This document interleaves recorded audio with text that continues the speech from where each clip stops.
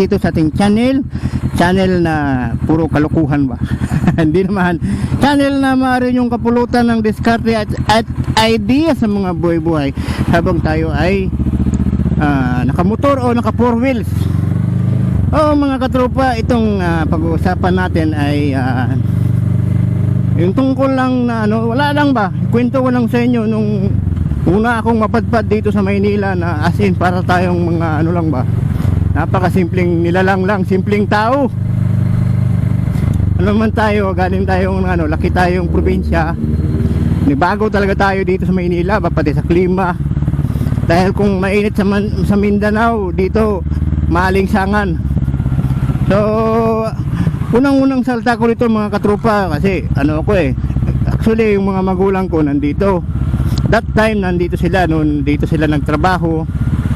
So doon lang kami sa probinsya na iwan. Nung tumungtong ako ng 15 years old o bago akong graduate ng high school doon sa amin ba, sabi ng mama ko, punta daw ako dito. Punta ako dito, sakay ako ng barko, ako lang mag-isa.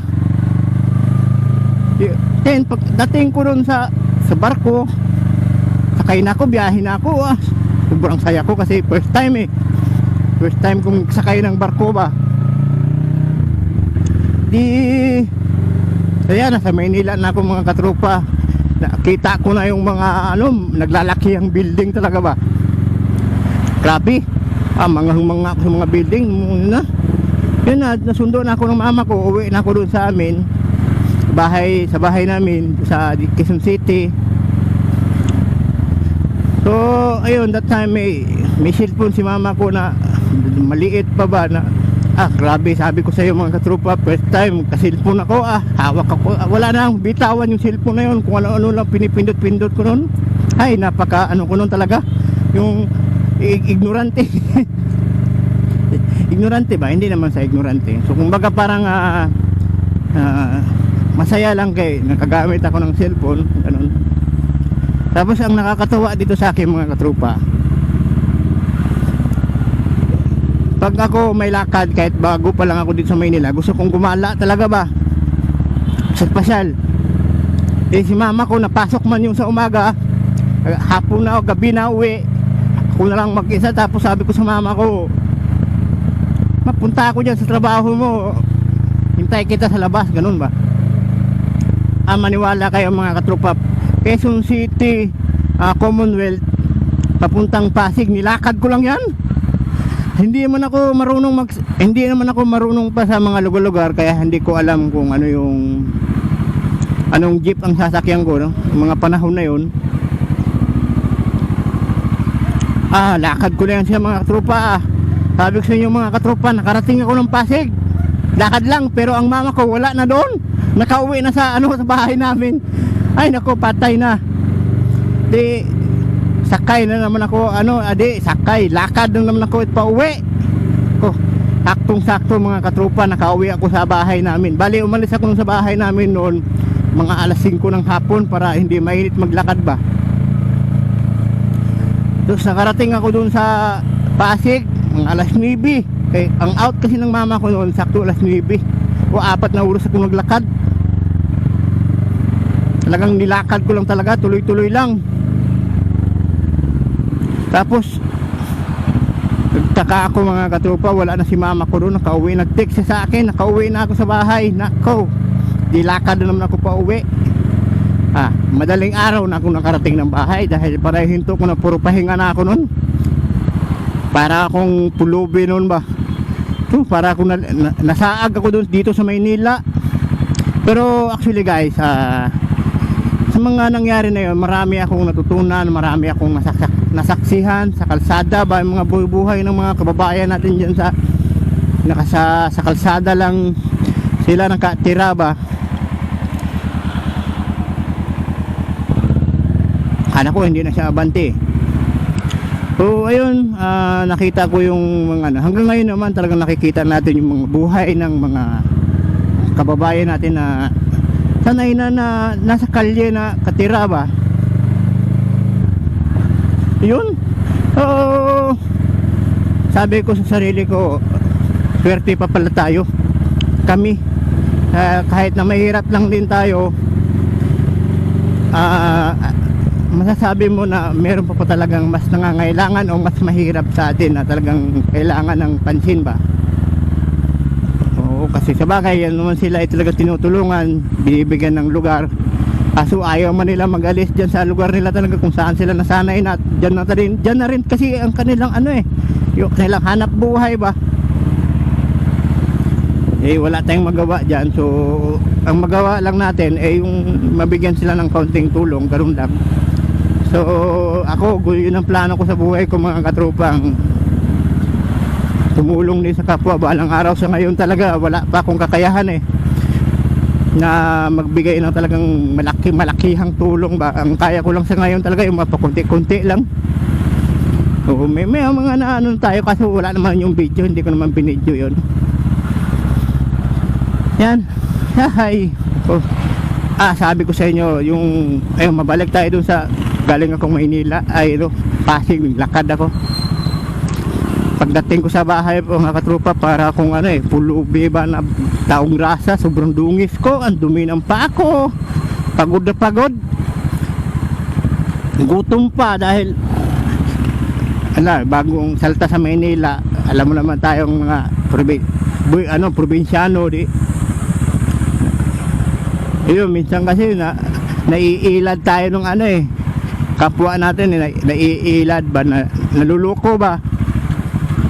Meron pa nga one time mga katropa, muntikan ako madukutan ng cellphone. Pero nung muntik ako makadukutan, nasakay na ako ng bus noon. Iniipit ako ng 2 tao, tapos inaano nila yung bulsa ko, dinudukot na pala nila. Buti napansin ko. Nako, jujumbagin ko sana kasi hindi ko pa magawa, bata pa ako noon Saka maliit lang ako ng tao Yung mga dumudukot sa akin, malalaking tao Ayun, ang kwento ni Born to be Ride ba na naligaw dito sa Maynila, na first time kong salta dito, ayaw ko talaga magsakay. Gusto ko maglakad lang. So tapos mga katropa, ang isa pa sa mga nakita ko talaga dito, kasi doon sa probinsya namin, wala ka makita doon na bahay na patong-patong, yung squatter ba style. Sa amin wala man akong makitang gano'n. Kubo, meron sa amin mga kubo, ganun lang, pero hindi yung ganyan na dikit-dikit tapos pagpasok mo sa kanto masikip. Sabi ko, uwi na lang ako probinsya, mas maigi pa dun sa probinsya kay malawak. Tapos yung mga kapitbahay mo, di mo pa kabati, kahit kadikit lang kayong bahay.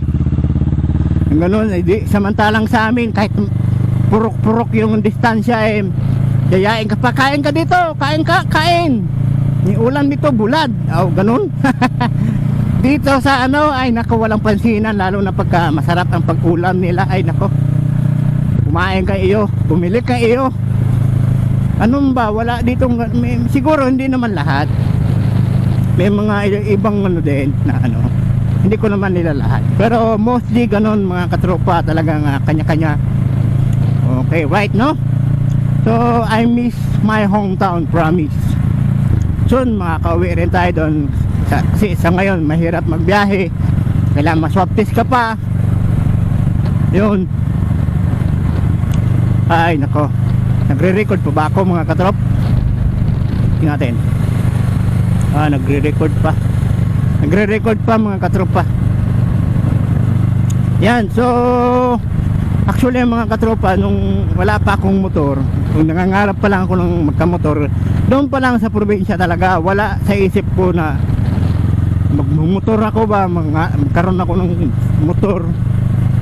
Kasi siyempre hirap ng buhay doon, simpleng magsasaka lang tayo doon kung tapasok tubo ba, tapas tubo basok, pumasok na kamaisan ba, sangge, palay, ganun.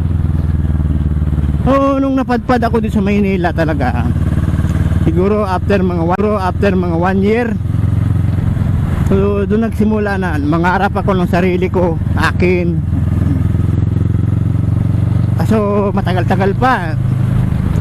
Nung natupad yung mga ganon mga katropa, mga 2 years siguro, 2 years lumipas, meron na akong sariling hindi naman sarili kasi utang pa eh, inutang namin ng mama ko. Tapos na-embargo pa.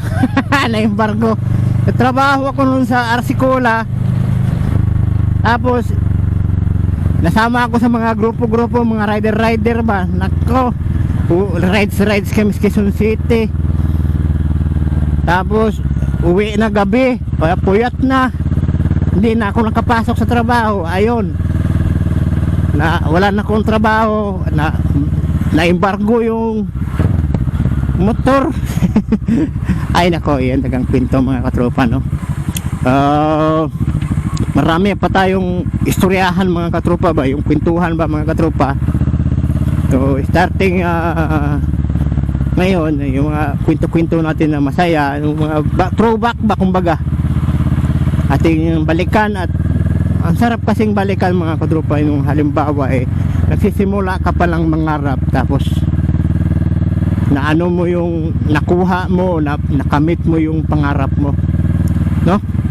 So ayun, bali nagsimula na tayo sa kwentuhan natin. Patuloy na natin to bukas mga katropa, ha. So hanggang dito na lang muna mga katrops, dahil para madali-dali yung trabaho natin. Yan.